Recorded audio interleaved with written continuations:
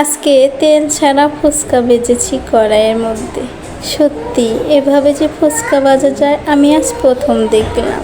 তো আমি অল্প পরিমাণে 1 ফোঁটা অনুযায়ী তেল দিয়ে দিয়েছিলাম, তার মধ্যে একটা একটা করে ফুচকা দিয়ে ভেজে নিয়েছি। এবার চলে আসলাম ফুচকাটা রেডি করার জন্য। তো প্রথমে আমি ডালটা প্রেসার কুকারে সিদ্ধ করে রেখেছিলাম। ডালের মধ্যে নুন মিশিয়ে নিয়েছি। আমার বাচ্চাটা যেহেতু ঝাল খেতে পারে না, তাই ওকে ঝাল ছাড়াই ফুচকাটা বানিয়ে দেব। তো ডাল দিয়ে দিলাম আর সাথে দিয়ে দিলাম শসা কুচি আর কাঁচামরিচ কুচি, ওর জন্য দেব না। ছেলেটা আমার ফুচকা খেতে বেশ পছন্দ করে, তাই ওকে সুস্বাস্থ্যবান ফুচকা এভাবেই আমি বানিয়ে দিই মাঝে মধ্যে।